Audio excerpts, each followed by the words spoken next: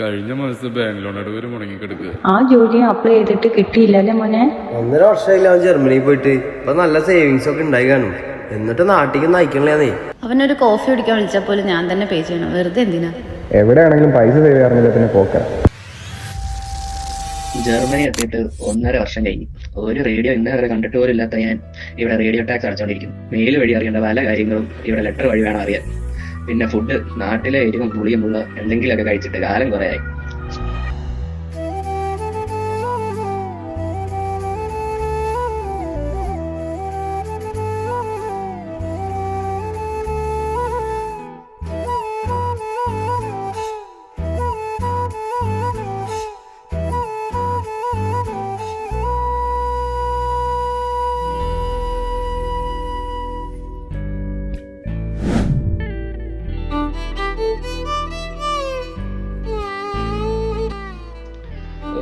അതും പോയല്ലോ.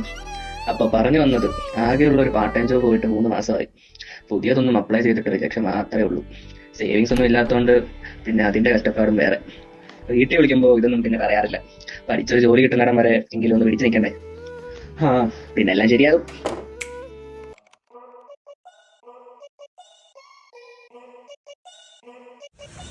എടാ നിന്നോട് എത്ര വട്ടം പറഞ്ഞ വേസ്റ്റ് കൊണ്ട് കളയാൻ? എനക്കുള്ള ജോബ് ഉണ്ടെങ്കിൽ ചെയ്തോണ്ടിരിക്കുന്നത്. 3 മാസമല്ലേ ചോറിയും കുത്തി ഇവിടെ വെറുതെ ഇരിക്കുന്നു. എടാ കിട്ടി, ഫ്രാങ്ക്ഫർട്ടിൽ ഇവന്റ് ജോബ് കിട്ടി. ഇതേ മെയിൽ വന്നിട്ടുണ്ട്, നോക്ക്.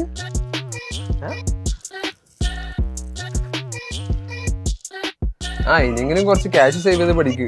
നിങ്ങളുടെ സിറ്റുവേഷനിൽ ഉപകാരപ്പെടും. സേവിങ്സ് അല്ലേ? ഞാൻ പോയിട്ടൊന്ന് റെഡി ആയിട്ട് വരാം. നമുക്ക് 2 ബിയർ അടിക്കാം, ഒരു 5 മിനിറ്റ്. ആകെ പാർട്ട് ടൈം ചെയ്താൽ കിട്ടുന്ന 1000 യൂറോയാ. അതിന്റെ ചെലവൊക്കെ കഴിഞ്ഞിട്ട് പിന്നെ എന്ത് സേവ് ചെയ്യാന്? മലയാളിയാണോ? അതെ. നാട്ടിലെവിടാ? ഞാൻ തൃശ്ശൂര്. നീ എവിടെ? ഞാൻ ചെട്ടോളങ്കര. ചേട്ടൻ എന്താ പരിപാടി? അവിടെ ഫൈനാൻഷ്യൽ അഡ്വൈസറായിട്ട് വർക്ക് ചെയ്യുന്നു. ഞാൻ ഈ അഡ്വൈസ് ഒക്കെ നോക്കി നടക്കുമായിരുന്നു. ഈ ഫിനാൻഷ്യൽ അഡ്വൈസിംഗ് ഒക്കെ എന്താ പരിപാടി? എടാ, ഇവിടെയുള്ള സ്റ്റുഡൻസിനും പിന്നെ വർക്ക് ചെയ്യുന്ന ആൾക്കാർക്കും ഫാമിലികൾക്കും പ്രയോജനമുള്ള അടിപൊളി അഡ്വൈസാണ് നമ്മൾ ചെയ്യുന്നത്. എന്ത് ഇൻഫർമേഷൻസ് ആണ്? എടാ, ഇവിടെ ജർമ്മൻ ഗവൺമെന്റ് കൊടുക്കുന്ന ടാക്സ് ബെനിഫിറ്റുകളും പിന്നെ സബ്സിഡികളും പിന്നെ പല മറ്റു ആനുകൂല്യങ്ങളും ഇവിടെയുള്ളവർക്ക് മിക്കവർക്കും അറിയില്ല. എടാ, ഒരു പ്രോപ്പർട്ടി വാങ്ങാൻ താല്പര്യം ഉണ്ടെങ്കിൽ ഗവൺമെന്റ് ഇങ്ങോട്ട് ഫണ്ട് തരും. അതുപോലെ തന്നെ നിങ്ങളുടെ കുട്ടിക്ക് 1 യൂറോ പോലും ചിലവില്ലാണ്ട് അവരുടെ ഫ്യൂച്ചർ സേഫ് ആക്കാനുള്ള ഇൻവെസ്റ്റ്മെന്റ്സ് ഉണ്ട്. നമ്മളെപ്പോലുള്ള സ്റ്റുഡൻസിന് പറ്റിയ എന്തെങ്കിലും സ്കീമുണ്ടോ? ഫണ്ടൊക്കെ കുറവാണ്. എടാ, തീർച്ചയായിട്ടും. എടാ, മാസം ഒരു 25 യൂറോ നിനക്ക് മാറ്റി വയ്ക്കുകയാണെങ്കിൽ എങ്ങനെ ഗോൾഡിൽ ടാക്സ് ഫ്രീ ആയിട്ട് ഇൻവെസ്റ്റ് ചെയ്യാമെന്നുള്ള കാര്യം നമുക്ക് പറഞ്ഞുതരാം. അതേപോലെ തന്നെ ഡോയ്ച്ച് ബാങ്കിൻ്റെ ഒരു ഫ്രീ അക്കൗണ്ട് നമുക്ക് തുടങ്ങി തരാൻ പറ്റും. ആ സെയിം അക്കൗണ്ട് യൂസ് ചെയ്തുകൊണ്ട് റിസ്ക് ഇല്ലാണ്ട് എങ്ങനെ ഭാവിയിലേക്ക് ഷെയർ മാർക്കറ്റിൽ ഇൻവെസ്റ്റ് ചെയ്യാമെന്നുള്ള കാര്യം കൂടെ നമ്മൾ പറഞ്ഞുതരും. ഇത് കൊള്ളാമല്ലോ ചേട്ടാ. എടാ, സൂപ്പർ അല്ലേ? എടാ, ആസ് എ ഫൈനാൻഷ്യൽ അഡ്വൈസർ എൻ്റെ ഒരു എക്സ്പീരിയൻസ് വെച്ച് എനിക്ക് മനസ്സിലായത് ആളുകൾക്ക് ഇതിനെക്കുറിച്ചൊരു ഐഡിയ ഇല്ല. അതുകൊണ്ട് തന്നെ കുറച്ച് വർഷം കഴിയുമ്പോൾ അവർ റിഗ്രറ്റ് ചെയ്യും എങ്ങനെ സേവ് ചെയ്യാം, ഇൻവെസ്റ്റ്മെൻറ്റുകളെ കുറിച്ച് അറിയേണ്ടത്. ഇതേപോലെയുള്ള അടിപൊളി ഇൻഫർമേഷൻസിനായിട്ട് നിങ്ങളെ താഴെയുള്ള കമൻറ്റ് ബോക്സിൽ ഫൈനാൻസിന് കമൻറ്റ് ചെയ്യാം.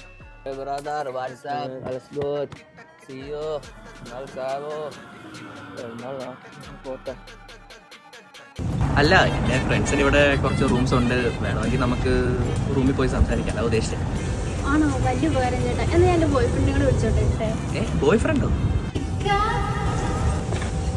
ഇതെൻ്റെ ബോയ് ഫ്രണ്ട്. ഞങ്ങൾ ഒരുമിച്ചാ റൂം നോക്കുന്നത്. ആണല്ലേ? ബോയ് ഫ്രണ്ട്സിന് പറ്റിയ റൂം എൻ്റെ കയ്യിലുണ്ട്, പക്ഷെ അങ്ങ് ദൂരെ. കുട്ടിക്ക് വേണമെങ്കിൽ ഇവിടെ അടുത്ത് നമുക്ക് നോക്കാം കേട്ടോ. അത് വേണ്ട, ഞങ്ങൾ ഒരുമിച്ച് നോക്കിക്കോളാം. വേണ്ടെങ്കിൽ വേണ്ട, ആർക്ക് പോയി. ഇവിടെ ഫ്രാങ്ക്ഫർട്ടിൽ വിസ അടിച്ച് കിട്ടുന്നതിനേക്കാളും പാടാണ് റൂം കിട്ടാൻ. ഞാൻ പോവാ. ദൈവമേ, എന്തൊക്കെയല്ലേ കൊച്ചു ജർമ്മനിൽ നടക്കണേ?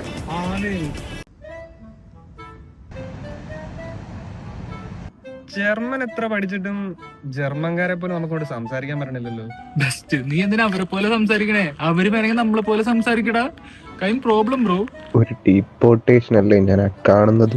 ഇവനങ്ങനെ ഞാനറിയാണ്ട് ജർമ്മൻ ക്ലാസ്സിന് കയറിയ. അല്ല, നീ എപ്പോഴാ ക്ലാസ്സിന് കയറി തുടങ്ങിയ ജർമ്മൻ പഠിക്കും? കേറാലോ. എടാ സത്യം പറടാ, നീ മറ്റവരല്ലേ? ഏതവൻ? എടാ മറ്റേള്. ഏതാള്? എടാ ഇവിടെ വന്ന് ഈ നേഴ്സുമാരൊക്കെ സെറ്റാക്കി കല്യാണം കഴിച്ച് ഇവിടെ സെറ്റിലാവാൻ സാധനമല്ല ലവൻ. ശരിക്കും ആ ചിക്കിന്റെ ഫ്രണ്ടിന്റെ ഫ്രണ്ടിലേക്ക് മെസ്സേജ് ഈ ചിക്കൻ എനിക്ക് നാട്ടിൽ നിന്ന് മെസ്സേജ് ഓ അന്നതാ കാണണ്ട മാറ്റില്ലേ? ഉണ്ടെങ്കിൽ വേണ്ട, ആർക്ക് പോയി ഇവിടെ ഫ്രാങ്ക്ഫർട്ടിൽ വിസ എടുത്തിരിക്കുന്നേക്കാളും പാടാണ് റൂം കിട്ടാൻ. ഞാൻ പോവാ. ദൈവമേ.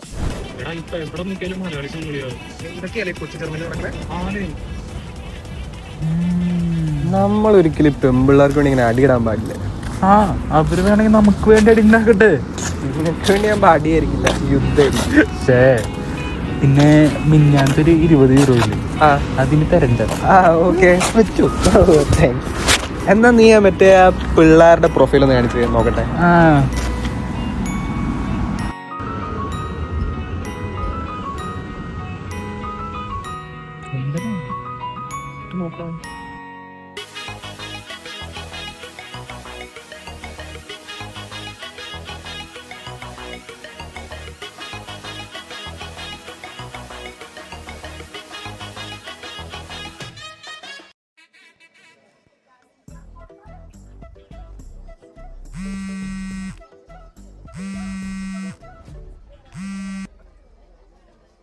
എവിടെടാ ഇത്? കൊറേ നേരമായല്ലോ. സമയത്തിന് ഇറങ്ങാൻ അതും DB-യുടെ തല വെച്ചാൽ മതിയല്ലോ.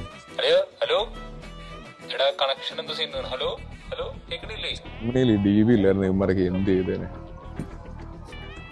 എന്തല്ല എന്താടാ താമസിച്ചത്? ഓ ഒന്നും പറയണ്ട. താഴത്തെ വീട്ടിലെ തള്ള പ്ലാസ്റ്റിക് വേസ്റ്റ് കൊണ്ട് പേപ്പറിലിട്ടു, പേപ്പർ കൊണ്ട് ബയോയിലിട്ടു. ഓ രാവിലെ തന്നെ തലവേദന സീനായിരുന്നു. ആണെന്ന് അവർക്കല്ലെങ്കിൽ ഇന്ത്യക്കാരെ കാണുമ്പോൾ ഒരു ചൊറിച്ചിലുള്ളതാ. ബ്ലഡി റേസിസ്റ്റ് ആണല്ല. എന്നാ പിന്നെ നിങ്ങൾക്ക് തിരിച്ചു പറഞ്ഞാൽ പോരാ നിങ്ങളത് ചെയ്തതെന്ന്. എന്തിനു വെറുതെ? നമ്മൾ പറയുന്ന ജർമ്മൻ അവർക്ക് മനസ്സിലാവില്ല, അവര് പറയുന്ന ജർമ്മൻ നമുക്ക് മനസ്സിലാവില്ല. Sir order please.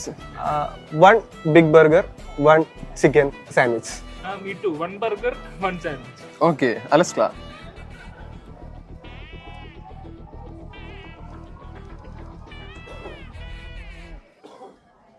അല്ല വന്ന കാര്യം സംസാരിക്കണ്ടേ? എന്താ ഇത്? അമ്മാരെ വേണ്ടി വിളിച്ചായിരുന്നു. എടാ നിന്നോടൊക്കെ ഓൾറെഡി ഒരുപാട് പറഞ്ഞല്ലേ, ഇനിയും അവളുമാരെ പുറകെ എടുക്കാനാണെങ്കിൽ മക്കളെ ഇടികൊണ്ടേ പോകൂ. ജിമ്മിൽ പോകാൻ വേണ്ടി മാത്രം ജർമ്മനി വന്നവന്മാരെ. എന്ത് ജിം? വരാൻ പറഞ്ഞോട്ട്. ഹലോ, ആ ഞങ്ങൾ കോൺസ്റ്റലിൻ്റെടാ 5 കാശിക്ക് പോയോ? ആ നീ ഇങ്ങോട്ട് വാ.